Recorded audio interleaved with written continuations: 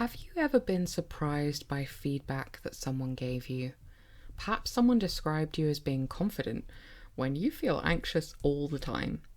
Or maybe you've discovered a strength that you never realized you had because someone else pointed it out to you. On the flip side, have you ever wondered why the same misunderstandings seem to happen in your relationships, or why people react to you in ways that you did not expect?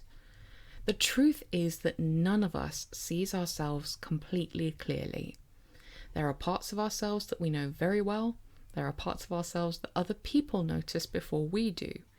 There are things that we intentionally keep private, and there are aspects of ourselves that nobody knows about yet, not even us. Let's talk about the Johari Window. Welcome or welcome back. I'm Rosie. Hi. I'm a disabled UK-based counsellor specialising in supporting disabled, neurodiverse and chronically ill people with their mental health. Alongside private counselling, I make these videos to offer a bit of psychoeducation and some support, particularly for those who can't access therapy right now. These videos are not a replacement for counselling, but I hope that they can give you some practical tools and a reminder that you're not alone. So, what actually is the Johari Window? The Johari Window is a model of self-awareness developed in 1955 by psychologists Joseph Luft and Harrington Ingham. They combined parts of their first names, Joe and Harry, to create the name Johari. The purpose of the model is to act as a tool, a way of thinking about what we know about ourselves, what other people know about us, and how greater self-awareness can improve our relationships, our communication, and our emotional well-being.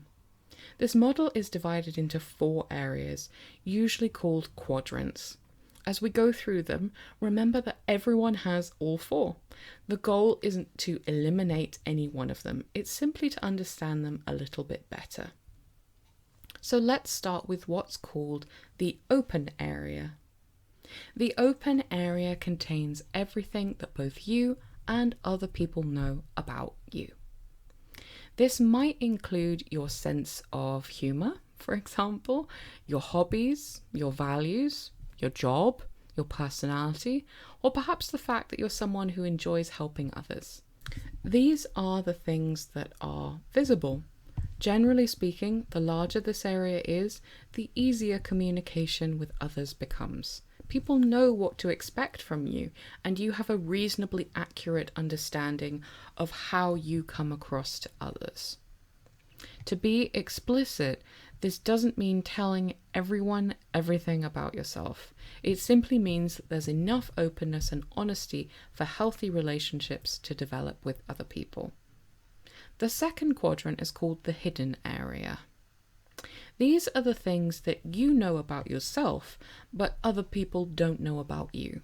Your fears or insecurities or past experiences, private hopes and dreams, your diagnosis before you've told anyone, or perhaps how much you're struggling behind the smile that you're putting on each day. Every one of us has a hidden area, and that's completely healthy. Privacy isn't the same as secrecy, and you don't owe everyone access to every part of your life. More to the point, it's not always safe to disclose the hidden areas of your being with another person. However, when the hidden area becomes very, very large, we can begin to feel isolated. We might believe that nobody really knows us. Sometimes it causes us to avoid asking for help because we've become so used to keeping everything on the inside. Appropriate self-disclosure, that is, sharing parts of ourselves with safe people, can gradually reduce that sense of isolation, improving connection to other people and reducing the loneliness or maybe fatigue from social masking. The third quadrant is called the blind area. This quadrant has a lot to offer for personal development too. The blind area contains things that other people notice about us, but we don't recognize about ourselves just yet. Maybe you interrupt people without realizing. Maybe people experience you as being calmer than you actually feel. Maybe you're much kinder than you give yourself credit for. Or perhaps you apologize constantly, even when you've done nothing wrong, and other people pick up on that, but you don't. The tricky thing about blind spots is that we can't usually discover them on our own. That is the nature of being blind. We cannot see. We often need feedback to see things. Now, hearing feedback can feel uncomfortable. Sometimes our first instinct could be to become defensive, but feedback isn't automatically criticism. Sometimes it helps us to discover strengths we never knew we had. Other times it highlights habits that we'd genuinely like to change. Learning to become curious instead of defensive can be one of the quickest ways to grow as a human being. Finally, we come to the unknown area. I personally think that this is the most interesting one of the four.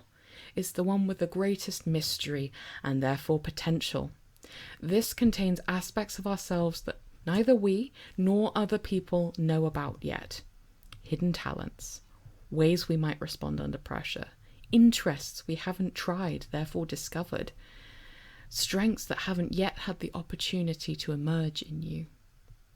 Many people discover parts of themselves during major life changes.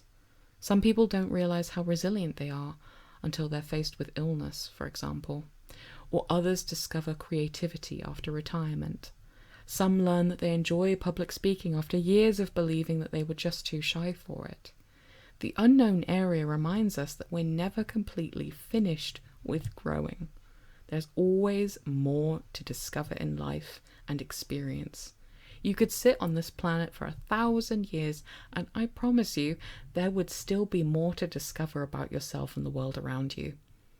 So how do we actually use the Johari window in everyday life? There are really two main ways of expanding the open area.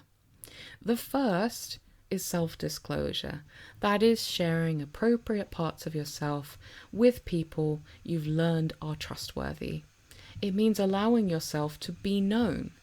It doesn't mean oversharing, although I think, full disclosure, we've all had moments of that. I certainly used to be an oversharer. The second is seeking feedback. Asking people questions like, how do I come across when I'm stressed? What are some of the strengths you see in me? Is there something I do that I might not notice? Of course, not everyone's opinion deserves equal weight. That boss that had it out for you since day one might not be the ideal person to ask these questions. Feedback is most useful when it comes from people who know you well, who care about you, and are able to be honest without being cruel. For those living with chronic illness, disability, or neurodivergence, the Johari window can be especially valuable. Many of us spend years masking or denying parts of ourselves to fit into environments that weren't really designed with us in mind. That can make the hidden area much larger. At the same time, we may have blind spots about how much we're struggling, or how often we're apologizing, or how much we're minimizing our own needs. Equally, we may be completely unaware of the strengths that others see in us. Our resilience, our adaptability, or creativity, or empathy, because we've become so focused on everything that we can't do. The Johari window reminds us that self-awareness isn't something we achieve once and then keep forever. It's an ongoing process. As we learn more about ourselves, share ourselves with trusted people, and remain open to compassionate feedback, our understanding continues to grow of who we are. The goal isn't to become perfect. Crikey, I know I'm not perfect. The goal of this kind of self-development is to become more authentic, to understand yourself more clearly, and to be able to allow yourself to be known by the people who matter to you. Before we finish, I'd like to leave you with a small exercise that you might find helpful. If you're able to, grab a piece of paper and draw a square, then divide it into 4 smaller boxes. Label them open, hidden, blind, and unknown. The joy of a video format is that you can go through this exercise at your own pace. You can do it in the order that you would find beneficial. You can come back to it at another time. You can rewind the video, and you can try it again in a few weeks or a few months. We're going to make a Johari window together for this exercise. I have a filled in version here with some generic answers inside. You don't need to fill in every box on your open window straight away. In fact, you may find that some of them are much easier than others, and you might need some help with this exercise. The point isn't to come up with perfect answers, it's simply to begin becoming more aware of yourself. So, starting with the open area, ask yourself the following. What do I know about myself that the people closest to me would probably agree with? Think about your personality, your values, your strengths, your interests, or even the things that tend to stress you out. These are the parts of you that are visible to both yourself and other people. On the filled-in version, which you can hopefully see on screen now, we've got caring, values honesty, and other aspects. This is just to illustrate an example of the kinds of things that could go in this quadrant. Then, when you're ready, you can move on to the hidden area. And the question to ask here is, what do I know about myself that other people don't? Perhaps there are fears you've never spoken about, hopes you've kept to yourself, emotions you've been hiding, or struggles that people simply can't see. You don't have to share these with anyone if you don't want to. Sometimes simply acknowledging them yourself is an important first step. I use the example of grieving the life they had before becoming ill because this is something that clients often come to share with me during therapy sessions that they might previously have kept in this hidden space. Next comes the blind area, and this one is often the hardest to do on your own. What feedback have I received more often than once that I found difficult to accept is a helpful question here. Or perhaps ask yourself, if someone who knows me well described me, what might they notice that I don't? You don't have to agree with every piece of feedback you receive, but if several trusted people have said something similar over time, it might be worth becoming curious about it. Equally, don't forget that blind spots can be positive too. Other people may see strengths in you that you've never recognized in yourself. That is precisely why people admire their resilience more than they realize in this example. Finally, we come to the unknown area. This one isn't really about answering a question. It's about allowing yourself some curiosity. You can ask yourself, what parts of me haven't had the chance to emerge yet? That can be a helpful one. Or what might I discover about myself if I tried something new, met different people, or found myself in different circumstances? It's easy to believe that we already know exactly who we are, but the truth is that we're always changing. There are strengths that you haven't needed yet, interests you haven't discovered, and ways of coping that may only emerge when life asks something different of you. We have a lot of examples there on this of things that the fictional person has not yet tried. The Johari Window reminds us that self-awareness isn't about reaching a finish line.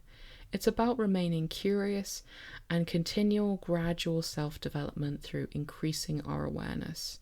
It's nice to write these things down and to come back to them later because we can explore things that have developed or changed over time. The more we understand ourselves, the more compassion we can have for ourselves, and the healthier our relationships with other people often become.